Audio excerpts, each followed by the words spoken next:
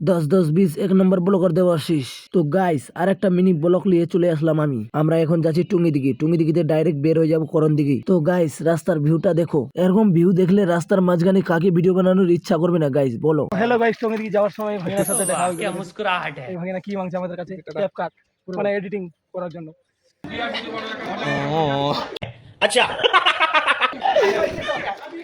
তো ফাইনালি আমাদের টঙ্গিদিঘি কাজ হয়ে গেল, এখন যাব ডাইরেক্ট করণদিঘি। আর এদিকে দেখো আমার ভাগিনা কিভাবে উল্টো করে বসে ক্যামেরা করছে আমাদের কি, আর রমণী ভাইকে বলছে গাড়িটা কাটিয়ে আগিয়ে যাও। তো ফাইনালি বন্ধুরা করণদিঘি মোড়ে চলে আসলাম আমরা এখন যাব নদীর ঘাটে। তোমরা ফুল ভিডিওটা দেখতে থাকো, কে কে কি রিয়াকশন মারছে সবকিছু দেখাবো আজকে আমি। তো বন্ধুরা করণদিঘি গেটের ডিজাইনটা দেখো কি সুন্দরভাবে ডিজাইন করেছে। তো ফাইনালি বন্ধুরা আমরা চলে এলাম নদীর ঘাটের ভিউটা দেখো তোমরা কেরম লাগছে। এখন করণদিঘিটাকে এত সুন্দরভাবে ডিজাইন দিয়েছে কি বলবো ভাই। তাও ফের নদীর পারে দিয়েছে 2-3টা করে চেয়ার বসার জন্য, বার্থডে সেলিব্রেট করার জন্য একটা করে টেবিল দিয়েছে নদীর পারে।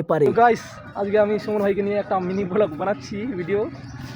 সাথে সুমন ভাই আছে আর রমণী ভাই, প্রকাশ ভাগিনা, চন্দন স্যারও আমার সাথে আছে। ওদিকে ওরা শুটিং করতে, তারপরে দেখাচ্ছি তোমাদেরকে। এদিকে রমণী ভাই সারো ভাগিনা শুটিং করছে, শুটিংটা দেখো ভাগিনাকে কতবার শিখাচ্ছে, শেখানোর পরেও মানে হচ্ছে না, কিভাবে মানে শুটিং করছে তোমরা দেখতে থাকো। আমার সারো আর রমণী ভাই কি বলছে তোমরা শোনো।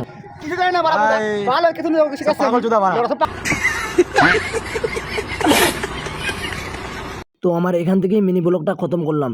ভিডিওটা ভালো লাগলে লাইক কমেন্ট শেয়ার করে যাবে। Tata bye bye.